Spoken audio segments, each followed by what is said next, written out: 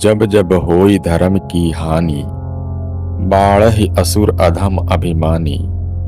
तब तब धरि प्रभु विविध शरीरा, हरहि दया निधि सज्जन पीड़ा। अर्थात जब जब पृथ्वी पर धर्म की हानि होती है, दुष्टों का प्रभाव बढ़ने लगता है, तब सज्जनों की पीड़ा हरने के लिए प्रभु का अवतार होता है। दोस्तों नमस्कार, जय श्री कृष्णा, राधे राधे। जी हाँ, आज हम बात करने वाले हैं कलयुग की, और इस कलयुग में पृथ्वी पर ईश्वर किस रूप में अवतार लेंगे, इसकी हम चर्चा करेंगे। दोस्तों, यदि हमारे चैनल पर आप नए हैं तो अंत तक बने रहें और पूरा वीडियो देखने के बाद ही लाइक और सब्सक्राइब करें। तो चलिए शुरू करते हैं। सर्वप्रथम हम युगों की बात करेंगे और कितने युग होते हैं उनकी चर्चा करेंगे, और इनकी समयावधि क्या है इसके बारे में बात। दोस्तों, सनातन धर्म में युगों को 4 भागों में बांटा गया है, जो इस प्रकार है: सतयुग, त्रेता युग, द्वापर युग और कलयुग। इस समय कलयुग चल रहा है, जो कि युगों का अंतिम चरण है। कलयुग से पहले 3 युग बीत चुके हैं, जिसमें पहला युग सतयुग था। इस युग में भगवान विष्णु ने मत्स्य और नरसिंह के रूप में अवतार लिया था। इसके बाद त्रेता युग प्रारंभ हुआ, जिसमें भगवान विष्णु ने श्री राम के रूप में जन्म लिया। और तीसरा युग है द्वापर युग। इसमें भगवान विष्णु ने श्री कृष्ण के रूप में जन्म लिया। और चौथा युग कलयुग में भगवान विष्णु कल्कि के रूप में जन्म ले। पुराणों के अनुसार भगवान विष्णु कलयुग के अंतिम चरण में कल के रूप में अवतार लेंगे। वह सफेद घोड़े पर सवार होकर अधर्म का नाश कर धर्म की स्थापना करें। कुछ पौराणिक कथाओं के अनुसार कलयुग की शुरुआत तो हो चुकी है और अभी कुछ 1000 साल ही बीते हैं, जबकि इस युग की कुल अवधि है 4,32,000 साल। अब तक 5,124 वर्ष बीत चुके हैं और अभी भी 4,26,876 वर्ष शेष है। यह कलयुग का पहला ही चरण है, जिसमें धर्म की स्थापना से पहले ही धर्म का संकट बढ़ जाएगा और अधर्म बढ़ जाएगा। दोस्तों, एक नज़र हम चारों युगों पर देखते हैं और इनका कालक्रम क्या है उसके बारे में भी जानना चाहिए। सतयुग का जो कार्यकाल है 17,28,000 साल। त्रेतायुग 12,96,000 साल।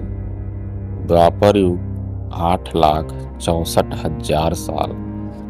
कलयुग 4,32,000 साल। दोस्तों, कलयुग में कौन कौन से लक्षण दिखाई देंगे, इस पर हम चर्चा करेंगे। सर्वप्रथम हम चर्चा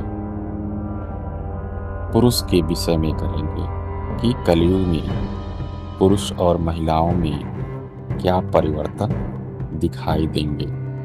इसमें से कुछ परिवर्तन अभी भी आपको होते दिखाई दे। कलयुग में कुछ स्त्रियां अपना शरीर बेचकर अपना भरण पोषण करेंगी।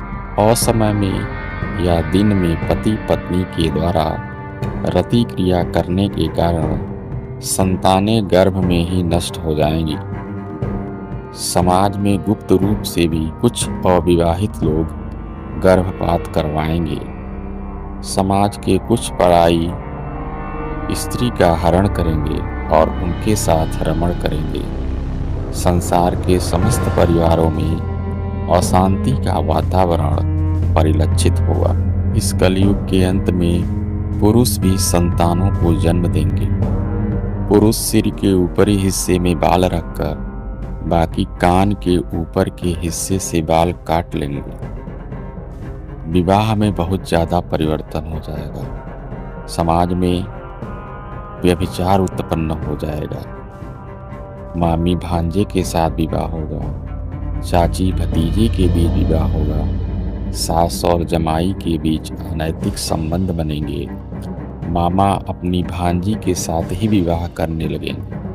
सभी लोग पश्चिमी सभ्यता को अपनाएंगे और उसी के अनुसार वेशभूषा धारण करें। विवाहित स्त्रियां अपने माथे पर सिंदूर और हाथ में चूड़ी नहीं पहनेगी।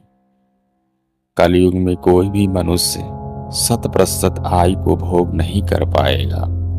लोग माता तुलसी की पूजा करना बंद कर देंगे, कुल देवी की पूजा बंद कर देंगे।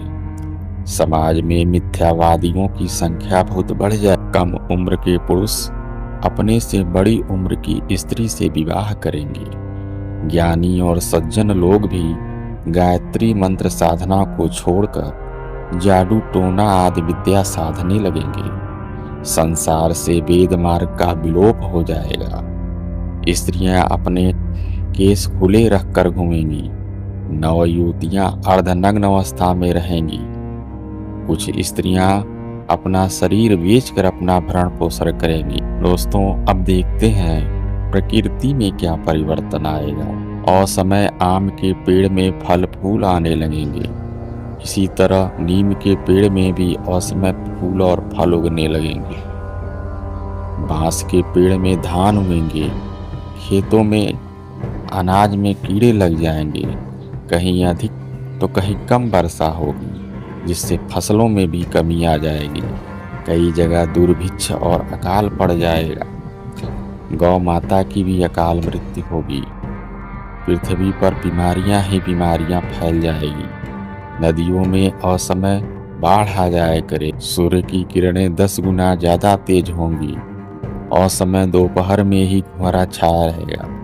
बार बार तूफान आएंगे और तूफान के बल पर समुद्र बार बार किनारे की सीमा का उल्लंघन करे आएगा। मरुभूमि में भी बाढ़ आएगी। जलचर और सामुद्रिक प्राणी भी बहुत मरेंगे। जंगलों में आग लग जाएगी। पृथ्वी के कोने में हर महीने हर दिन भूकंप कंपन आने लगेंगे। मुर्गे के मुकुट का रंग लाल से सफेद हो जाएगा। चारों दिशाओं में धुआं सा दिखने लगेगा। हर महीने पृथ्वी के किसी न किसी जगह पर आंधी तूफान, चक्रवाती तूफान आदि आएंगे। पृथ्वी पर बहुत से नए नए ज्वालामुखी हो जाएंगे। दोस्तों, अब ग्रहों और नक्षत्रों में क्या परिवर्तन होगा उसको देखते हैं। चंद्रमा की किरणें धुंधली हो जाएंगी। सूरज की किरणें बहुत तेज हो जाएंगी। बार बार आकाश से उल्का पिंड गिरेगा। बहुत बार एक ही दिन में अमावस्या और संक्रांति घटित होंगे। ग्रहों की गति में बार बार परिवर्तन दिखाई देंगे। 7 दिन और 7 रात तक सूर्य और चंद्रमा नहीं दिखाई देंगे। चारों ओर अंधेरा ही अंधेरा हो जाएगा।